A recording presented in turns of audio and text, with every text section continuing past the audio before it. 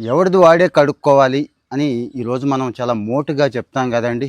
అప్పో దీవో భవ, ఆత్మ దీపో భవ అని చెప్పి బుద్ధుడు ఆ రోజు తన శిష్యుడైన ఆనందుడికి చెప్పాడండి. అంటే ఎవరి దీపాన్ని వాళ్ళే వెలిగించుకోవాలి అని. ఇంకా అర్థం కాలేదు కదా.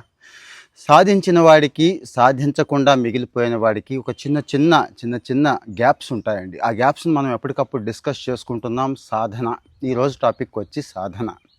మా గురువుగారు చెప్తారండి. ముందు గురువుగారి గురించి చెప్తాను. 2 కళ్ళు లేవు, పుట్టుగుడ్డి.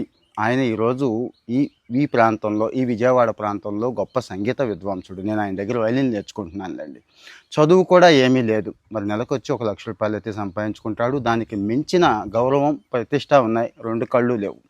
ఆయన ఒకటే చెప్తాడండి, సాధన, కేవలం సాధన మాత్రమే నన్ను నిలబెట్టింది. నేను చాలా ఇబ్బందులు పడ్డాను. తెలివితేటలు కూడా ఏమీ లేవు. పరమం వద్దని కూడా తిట్టేవాడు మా గురువుగారు. కానీ కసిగా సాధన చేశాను. ఈరోజు 2 కళ్ళు లేకపోయినా కానీ నేను ఈ స్థాయికి వచ్చానని చెప్తాడండి. ఇంకో మాట కూడా చెప్తాడండి, ఒకరోజు సాధన చేయకపోతే మన లోపం మనకు తెలిసిపోతుంది.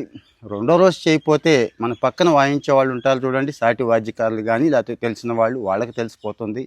మూడో రోజు కూడా సాధన చేయకపోతే మొత్తం అందరికీ, ప్రేక్షకులకి అంటే లోకం మొత్తానికి తెలిసిపోతుంది అని చెప్తాడండి. నిజమే. సాధన, ఎవడైతే సాధన చేస్తాడో, సాధన అండి ఇందాక చెప్పాం కదా, ఎవరిది వాడు కడుక్కోవాలని. సాధన మనమే చెయ్యాలి. ఎవడైతే సాధన చేస్తాడో వాడికి మాత్రమే విజయ ద్వారాలు అనేవి తెలుసుకొని ఉంటాయి. వాడు మాత్రమే గొప్పగా విజయం సాధిస్తాడు అనేది చాలా చిన్న విషయమే, కానీ మర్చిపోతున్నాం అందరం కూడా. ప్రాక్టీస్ మేక్స్ మన్ పెర్ఫెక్ట్ అని చెప్పి మన వాళ్ళు ఇంగ్లీష్లో చెప్తే అందంగా చెప్పుకుంటాం కదండి. తెలుగులో చక్కటి సాధన. అది ఏ రంగం అంటారా? అది ఇది ఏమీ లేదండి. అన్నీ.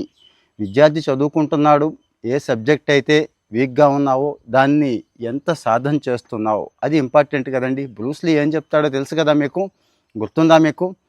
ఒకే కిక్ ప్రాక్టీస్ చేస్తాను, 1,00,000 సార్లు చేస్తాను అంటాడు చూడండి. అంటే 100 కిక్కులు వచ్చినోడితో కంటే కూడా ఒక్క కిక్కు 1,00,000 సార్లు ప్రాక్టీస్ చేస్తున్నాడు అత్యంత ప్రమాదకరం అని చెప్పి ఆయన ఉద్దేశం. సో మనం కూడా అంతేనండి, మన సక్సెస్ అంతే.